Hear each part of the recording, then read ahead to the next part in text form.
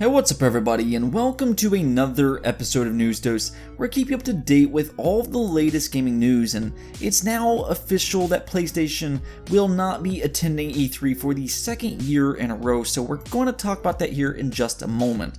Plus, if you like the RPG Mario and Luigi franchise, you're in luck because it may be returning, as well as Pikmin 3 made it back into the news yet again, and because of that there has been further speculation that Pikmin 3 may be coming to the Nintendo Switch, so we're going to talk about those, and also how Xbox Game Pass could shape the industry going forward, so stay tuned for all of that.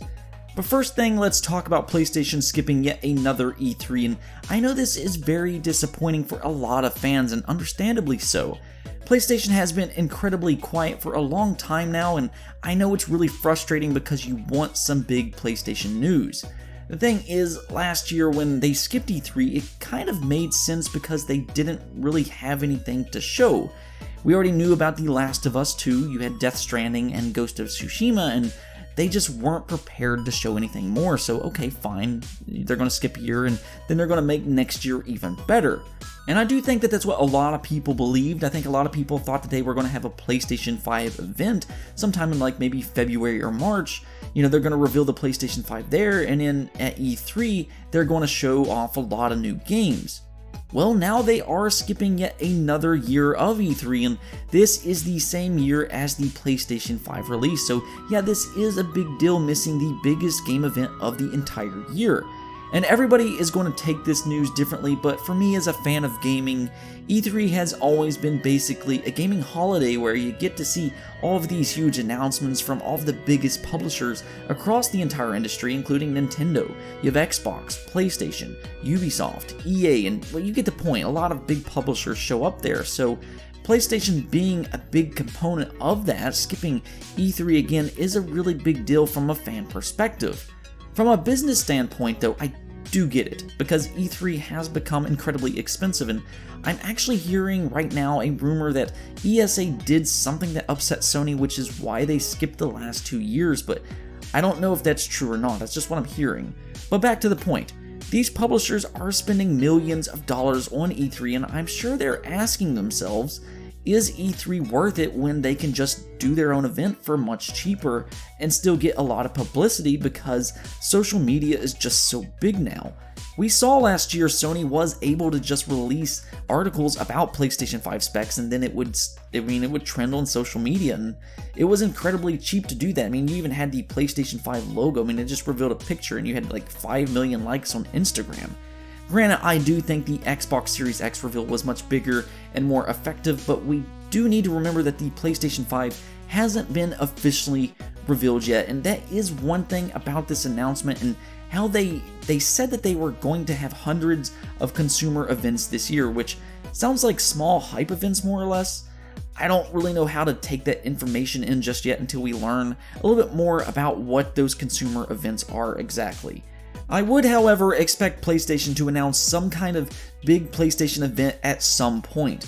I thought that they would have done that alongside this announcement, to be honest, to counteract some of the negative publicity that they're going to get.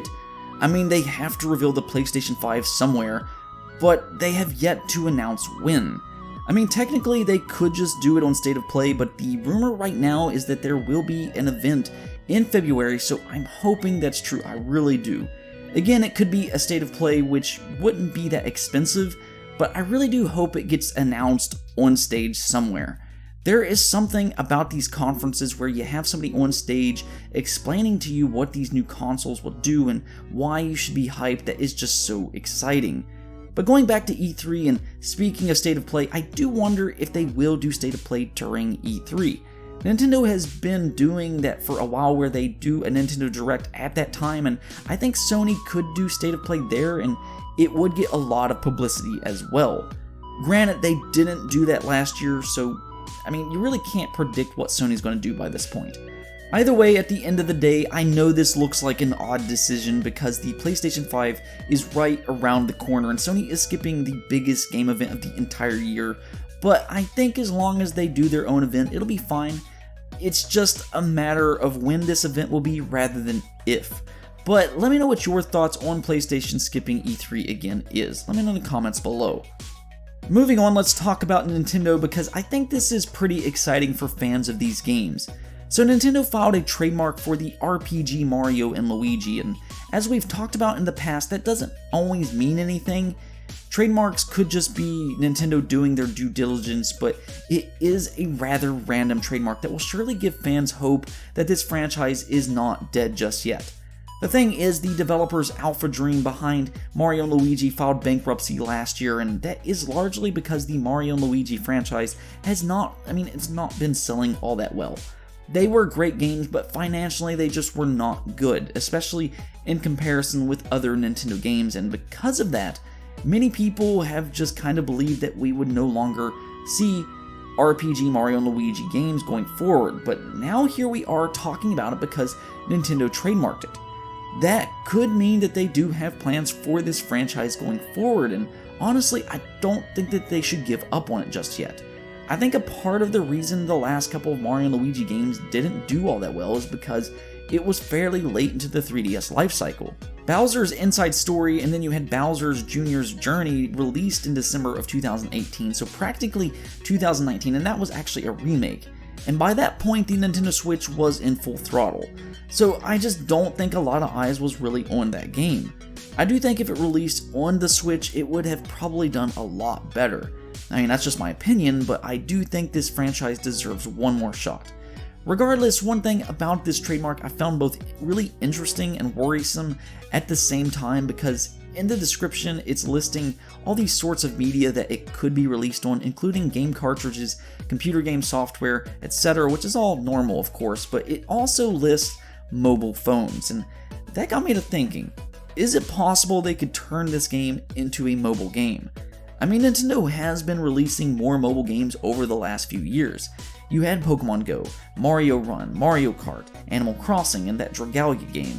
So could they actually be planning to put this franchise on phones? The thing is, I think it would fit really well on phones, though honestly, I would much prefer they just release it on the Switch.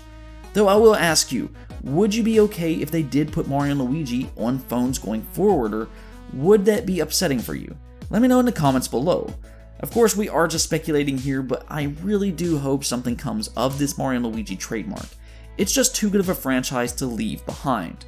Now, there was one other interesting development with Nintendo-based games because Pikmin 3 made the news yet again because the Pikmin 3 website went down. If you now go to the Pikmin 3 website, it will redirect you to Nintendo, so it just up and vanished, and that doesn't really seem like a huge deal, or at least on the surface, until you start looking into things a little bit more. So we actually talked about Pikmin 3 on the channel just last week because Nintendo filed a bunch of trademarks last week and had your usual suspects on there such as Zelda, but it also had Pikmin. And then even before that, insider Emily Rogers was claiming that Nintendo will be porting 2 different Wii U games to the Nintendo Switch, and honestly, there really isn't that many Wii U games left to port, and one of the obvious choices would be Pikmin 3.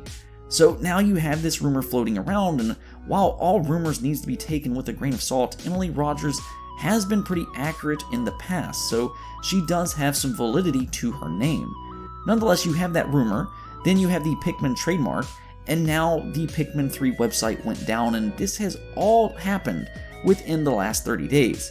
So now it's starting to seem as if maybe there is something going on with the Pikmin franchise. I personally hope there is, as I do think Pikmin is a great franchise, and I think Pikmin 3 would be a perfect port. The Wii U didn't really sell all that much, and I think Pikmin 3 would basically be a brand new game for a lot of Nintendo Switch owners who never owned a Wii U. So yeah, I think it deserves another chance. Now the last thing I want to talk about is the developer behind the Outer Wilds Mobius Digital. Mobius Digital in an interview was talking about the success they have had on Xbox Game Pass as it was a day one launch, but I found one of their comments to be really intriguing. So in an interview with GameIndustry.biz, Lone Vernew, and I'm sorry if I'm not pronouncing that right, but he had this to say: "We're on Game Pass for Xbox, and it's been really awesome because I think it's brought a lot of players to the game who would not have known about it otherwise, so I think that's been a big shift. The same way it's changed the TV and movie worlds, the subscription system is also going to impact the game industry very significantly. We're starting to see that, and starting to see it maybe unlock the market to weirder things and more original things that would have been more risky beforehand. And it's that last part there about games being weirder and more risky that really rang true to me. It's no secret that I am a big supporter for Xbox Game Pass, and I just think it's the best deal in gaming, hands down. And ever since I became a subscriber, I have played games that I would have never tried otherwise, and that includes The Outer Wilds, which I have explained as a masterpiece. I am so happy I've had the privilege of playing this game, and that's thanks to Xbox Game Pass.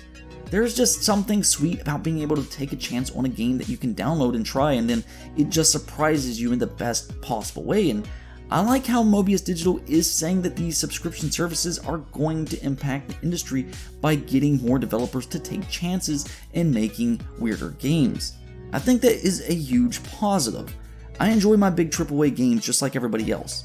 They're brilliant games with high production values, but I like seeing these innovative ideas from independent developers as well. But then it got me thinking about Xbox Studios, which is really going to be using Xbox Game Pass to their full exposure. So you have developers like Double Fine, which already make some of the most creative games along with being wacky and weird. I mean, if you look at the upcoming Psychonauts 2 or really any of their other games, you know what I mean. And then you have Compulsion Games, which has some very creative ideas too. I mean, they're not always polished, but I think that they really could come up with some interesting games going forward.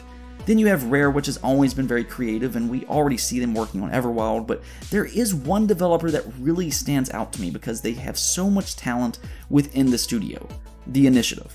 Of course, you have all this top-tier talent in The Initiative. You have developers from Naughty Dog, Rockstar, Sony Santa Monica, and it's just an all-star team. They have an incredibly talented team there, and I wonder what they could do considering they have Xbox Game Pass at their disposal. They can make a completely new IP with AAA talent, a big Microsoft budget, and they could take risks with this game and make for a truly special experience. I think with a lot of AAA developers, they can't always take every risk in the world because they have to worry about selling a lot of copies, but Xbox Game Pass may change this, and it has me very excited for the future. But let me know what you think about all this.